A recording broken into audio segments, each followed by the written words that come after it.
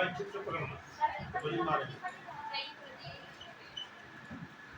दो या दो से अधिक शब्द आपस में मिल जाते हैं तब यही मेल समास कहलाते हैं।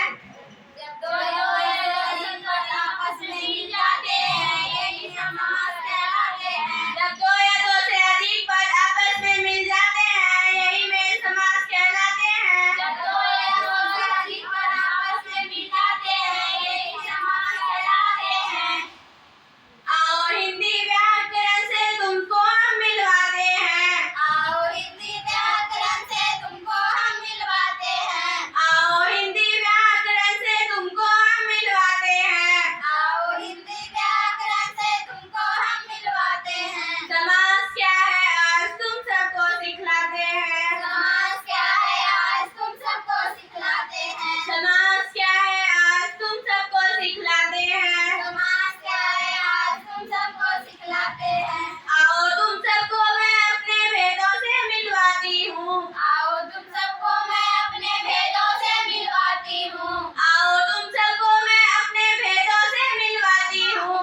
आओ तुम सबको मैं अपने भेदों से मिलवाती हूँ। समास क्या है आज तुम सबको सिखलाती हूँ। समास क्या है आज तुम सबको सिखलाती हूँ। समास क्या है आज तुम सबको सिखलाती हूँ। समास क्या है आज तुम सबको सिखलाती हूँ। जिस समाधि सबका अंतिम खंड पैदान हो। जिस समाधि सबका अंतिम खंड पैदान हो वह तत्पुरुष समास कहलाते हैं। जिस समाधि शब्द का अंतिम खंड पैदान हो। जिस समाधि शब्द का अंतिम खंड पैदान हो वह तत्पुरुष समास कहलाते हैं। जैसे जलपान और राजनीति राजमंत्री। जैसे जलपान और राजमंत्री। जिस समासिक शब्द में विशेष विशेषण और उपमानुपमेय का मेल होता है। जिस समासिक शब्द का विशेष विशेषण और उपमान का मेल होता है वही कर्मधारय समास कहलाते हैं। वही कर्मधारय समास कहलाते हैं। जैसे चंद्रमुखी नीलकमल चरण कमल। जैसे चंद्रमुखी नीलकमल चरण कमल। जिस समासिक शब्द का प्रथम पद संख्याबोधक हो।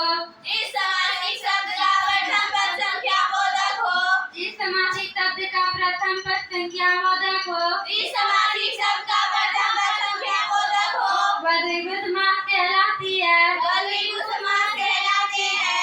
जैसे त्रिनेत्र चौराहा। जैसे त्रिनेत्र चौराहा। जिस समासिक शब्द का दोनों ही खंड प्रधान हो। जिस समासिक शब्द का दोनों ही खंड प्रधान हो। जिस समासिक शब्द का दोनों ही खंड प्रधान हो। जिस समासिक शब्द का दोनों ही खंड प्रधान हो तब वह द्वंद्व समास कहलाते हैं। तब वह द्वंद्व समास कहलाते हैं। तब वह द्वंद्व समास कहलाते हैं। तब वह द्वंद्व समास कहलाते हैं। जैसे राधा कृष्ण। जैसे राधा कृष्ण। गौरी शंकर। गौरी शंकर।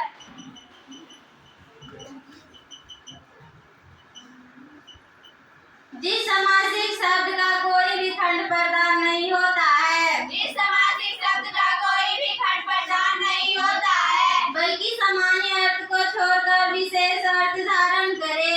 बल्कि सामान्य अर्थ को छोड़कर विशेष अर्थ को धारण करे वही बहुप्रिय समास कहलाते हैं। वही बहुप्रिय समास कहलाते हैं। जैसे लंबोदर चंद्रशेखर। जैसे लंबोदर चंद्रशेखर। जिस समासिक शब्द का प्रथम पद प्रधान हो। जिस समासिक शब्द का प्रथम पद प्रधान हो। जिस समासिक शब्द का प्रथम पद प्रधान हो। जिस समासिक शब्द का प्रथम पद प्रधान हो उसे अव्ययी भाव समास कहलाते हैं। अव्ययी भाव समास कहलाते हैं। जैसे प्रतिदिन प्रतिपद। जैसे प्रतिदिन प्रतिपद। नीचे बैठ। आओ हिंदी व्याकरण से तुम सबको मिलवाते हैं। आओ हिंदी व्याकरण से तुम सबको मिलवाते हैं। समास क्या है। बहुत बहुत धन्यवाद जो ताली से पाने के लिए। और जोरदार बहुत बहुत धन्यवाद।